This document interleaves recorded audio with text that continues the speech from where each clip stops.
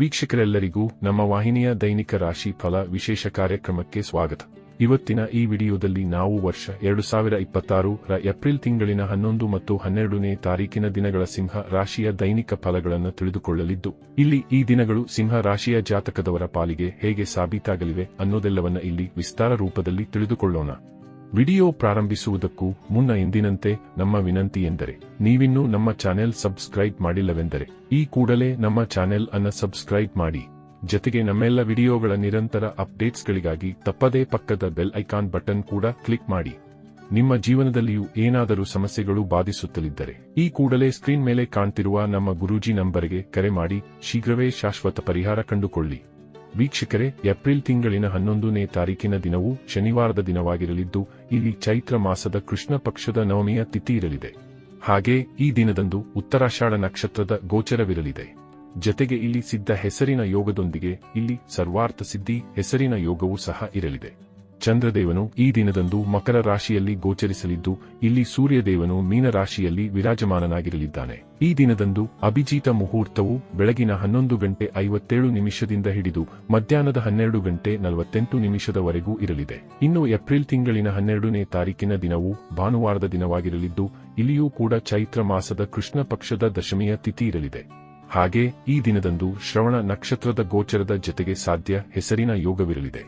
ಚಂದ್ರದೇವನು ಈ ದಿನದಂದು ಕೂಡ ಮಕರ ರಾಶಿಯಲ್ಲಿ ಗೋಚರಿಸಲಿದ್ದು, ಇಲ್ಲಿ ಸೂರ್ಯದೇವನು ಸಹ ಮೀನ ರಾಶಿಯಲ್ಲಿಯೇ ವಿರಾಜಮಾನನಾಗಿರಲಿದ್ದಾನೆ. ಈ ದಿನದಂದು ಅಭಿಜಿತ ಮುಹೂರ್ತವು ಬೆಳಗಿನ 11:57 ಹಿಡಿದು ಮಧ್ಯಾಹ್ನದ 12:48 ಇರಲಿದೆ. ವೀಕ್ಷಕರೇ, ಇದು ಈ 2 ದಿನಗಳ ಗ್ರಹ, ನಕ್ಷತ್ರ ಮತ್ತು ಯೋಗಗಳ ಕುರಿತಾಗಿರುವ ಮಾಹಿತಿಯಾಗಿದ್ದು, ಈ ಮಾಹಿತಿಯನ್ನೇ ಆಧರಿಸಿ ಈಗ ಈ ದಿನಗಳ ಸಿಂಹ ರಾಶಿಯ ಫಲಗಳನ್ನು ನೋಡೋಣ. ಮೊದಲಿಗೆ ಇಲ್ಲಿ ಏಪ್ರಿಲ್ ತಿಂಗಳಿನ 11ನೇ ತಾರೀಕಿನ ದಿನದ ಸಿಂಹ ರಾಶಿಯ ದೈನಿಕ ಫಲಗಳನ್ನು ತಿಳಿದುಕೊಳ್ಳುವುದಾದರೆ, ಈ ದಿನದಂದು ಚಂದ್ರದೇವನು ಮಕರ ರಾಶಿಯ ಮೂಲಕ ನಿಮ್ಮ ಷಷ್ಠಮ ಭಾವದಲ್ಲಿ ಗೋಚರಿಸಲಿದ್ದಾನೆ. ವಿಶೇಷವಾಗಿ ಈ ದಿನದಂದು ವಿಪರೀತ ರಾಜಯೋಗದ ನಿರ್ಮಾಣವೂ ಕೂಡ ಉಂಟಾಗಲಿದೆ. ಹೀಗಾಗಿ ಈ ದಿನದಂದು ನಿಮಗೆ ಆಮದು ರಫ್ತು ಕ್ಷೇತ್ರದಲ್ಲಿ ಲಾಭದ ಪ್ರಾಪ್ತಿ ಉಂಟಾಗಲಿದೆ. ಇಲ್ಲಿ ನಿಮಗೆ ವಿದೇಶದಿಂದ ಲಭಿಸಲಿರುವ ಶುಭ ಸಮಾಚಾರವೊಂದು ನಿಮ್ಮನ್ನ ಆಶ್ಚರ್ಯಕ್ಕೂ ಈಡು ಮಾಡಬಹುದಾಗಿದೆ. ಈ ದಿನದಂದು ನಿಮಗೆ ವಿದೇಶಿಯ ನಾಗರಿಕತೆಯ ಸಂಬಂಧಿತ ಶುಭ ಸುದ್ದಿಯೂ ಕೂಡ ಲಭಿಸಬಹುದಾಗಿದೆ. ಇಲ್ಲಿ ಯಾರೂ ಜನ್ಮ ಭೂಮಿಯಿಂದ ದೂರವಿರುವರೋ ಅವರಿಗೆ ಖಂಡಿತ ಲಾಭದ ಸುರಿಮಳೆ ಉಂಟಾಗಲಿದೆ. ವಿಶೇಷವಾಗಿ ಇಲ್ಲಿ ಯಾರು ಐಟಿ ಸೆಕ್ಟರ್, ವಿದೇಶಿಯ ಕಾರ್ಯಗಳಲ್ಲಿ ತೊಡಗಿರುವರೋ ಅವರಿಗೆ ಭರಪೂರ ಲಾಭದ ಪ್ರಾಪ್ತಿ ಉಂಟಾಗಲಿದೆ. ಆದರೆ ಇಲ್ಲಿ ಕೆಲ ವಿರೋಧಾಭಾಸದ ಸ್ಥಿತಿಗಳು ಕೂಡ ಲಭಿಸಬಹುದಾಗಿದ್ದು, ವಿಶೇಷವಾಗಿ ಇಲ್ಲಿ ನಿಮ್ಮ ಸಂಗಾತಿಯ ಮನೆಯವರೊಂದಿಗೆ ಹೆಚ್ಚು ಜಾಗೃತೆಯ ಪೂರ್ವಕ ನಡೆದುಕೊಳ್ಳಬೇಕು. ಅವರೊಂದಿಗೆ ವೈಮಸ್ಸು ಉಂಟಾಗಲು ಬಹುದಾದ ಸಾಧ್ಯತೆ ಈ ದಿನದಂದು ಇರಲಿದೆ. ಇದರ ಜತೆಗೆ ಈ ದಿನದಂದು ತಲೆನೋವು, ಅನಿದ್ರೆಯ ಸಮಸ್ಯೆಗಳು ಕೂಡ ನಿಮಗೆ ಬಾಧಿಸಬಹುದಾಗಿವೆ.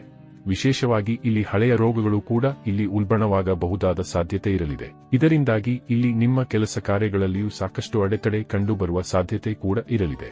ಇಲ್ಲಿ ಸಮಯ ವಿರೋಧಾಭಾಸದಿಂದ ಕೂಡಿರಲಿದ್ದು, ಹೀಗಾಗಿ ಇಲ್ಲಿ ನೀವು ತಟಸ್ಥವಾಗಿ ಮುಂದುವರಿಯಬೇಕು. ಇಲ್ಲಿ ದೊಡ್ಡ ಹೂಡಿಕೆ ಅಥವಾ ಪರಿವರ್ತನೆಗೂ ನೀವು ಮುಂದಾಗಬಾರದು. ಇಲ್ಲಿ ವಿದ್ಯಾರ್ಥಿಗಳು ಕೂಡ ವೃಥಾ ಕಾಲಹರಣ ಮಾಡುವುದರಲ್ಲಿಯೇ ತಲ್ಲೀನರಾಗಿರಲಿದ್ದಾರೆ. ಓದಲು ಪ್ರಯತ್ನಿಸಿದಾಗ್ಯೂ ಇಲ್ಲಿ ವಿದ್ಯಾರ್ಥಿಗಳಿಗೆ ಏಕಾಗ್ರತೆ ಹೊಂದಲು ಸಾಧ್ಯವಾಗದೇ ಹೋಗಲಿದೆ. ಇಲ್ಲಿ ವಿದ್ಯಾರ್ಥಿಗಳಿಗೆ ಏನಾದರೊಂದು ಅಡೆತಡೆ ಖಂಡಿತ ಬಾಧಿಸಲು ಬಹುದಾಗಿದೆ. ಇನ್ನು ಇದರ ನಂತರದಲ್ಲಿ ಏಪ್ರಿಲ್ ತಿಂಗಳಿನ 12ನೇ ತಾರೀಕಿನ ದಿನದ ಸಿಂಹ ರಾಶಿಯ ದೈನಿಕ ಫಲಗಳ ಕುರಿತಾಗಿ ತಿಳಿದುಕೊಳ್ಳುವುದಾದರೆ, ಈ ದಿನದಂದು ಕೂಡ ಚಂದ್ರದೇವನ ಸ್ಥಿತಿ ನಿಮ್ಮ ಪಾಲಿಗೆ ಅಷ್ಟೊಂದು ವಿಶೇಷವಾಗಿ ಸಾಬೀತಾಗಲಾರದು. ಆದರೆ ಈ ಒಂದು ದಿನದ ನಂತರದಲ್ಲಿ ಖಂಡಿತ ಪರಿಸ್ಥಿತಿಯಲ್ಲಿ ಬದಲಾವಣೆ ಕಂಡು ಬರಲಿದ್ದು, ಚಂದ್ರದೇವನ ಶುಭ ಫಲಗಳ ಪ್ರಾಪ್ತಿ ಉಂಟಾಗಲಿದೆ. ಆದಾಗ್ಯೂ ಈ ದಿನ ಹಿಂದಿನ ದಿನಕ್ಕಿಂತಲೂ ಉತ್ತಮವಾಗಿರಲಿದೆ. ಈ ದಿನದಂದು ಉಂಟಾಗಲಿರುವ ಕೆಲ ಶುಭ ಯೋಗಗಳು ಪರಿಸ್ಥಿತಿಯನ್ನ ನಿಯಂತ್ರಿಸಬಹುದಾಗಿದೆ. ಇಲ್ಲಿಯೂ ಚಂದ್ರದೇವನು ನಿಮ್ಮ ಷಷ್ಠಮ ಭಾವದಿಂದಲೇ ಗೋಚರಿಸಲಿದ್ದು, ಹೀಗಾಗಿ ಈ ದಿನದಂದು ಕೂಡ ನೀವು ನಿಮ್ಮ ಕ್ರೋಧದ ಮೇಲೆ ನಿಯಂತ್ರಣವನ್ನು ಹೊಂದಿರಬೇಕಾಗಿ ಬರಲಿದೆ. ಇಲ್ಲಿ ಜಗಳ ಕದನದ ಸ್ಥಿತಿ ಏರ್ಪಡಬಹುದಾಗಿದ್ದು, ಏನೇ ಮಾತನಾಡುವಿರಾದರೂ ಅಳೆದು ತೂಗಿ ಮಾತನಾಡಬೇಕು.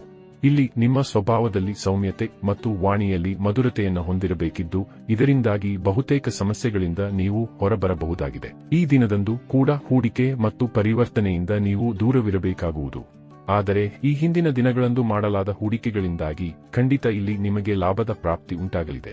ಈ ವಿಶೇಷ ದಿನದಂದು ನಮಗೆ ಲಾಟರಿಯ ತನಕದ ಯೋಗವೂ ಇರಲಿದ್ದು, ಇಲ್ಲಿ ನಿಮಗೆ ಗುಪ್ತ ಧನದ ಪ್ರಾಪ್ತಿಯೂ ಕೂಡ ಉಂಟಾಗಬಹುದಾಗಿದೆ.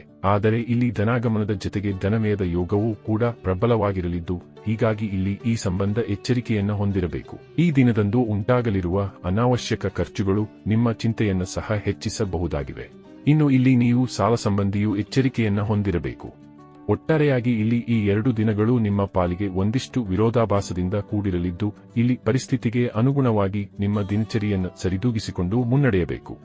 ವೀಕ್ಷಕರೇ, ಇದು ಈ 2 ದಿನಗಳ ಸಿಂಹ ರಾಶಿಯ ದೈನಿಕ ಫಲಗಳ ಸಂಪೂರ್ಣ ಮಾಹಿತಿ.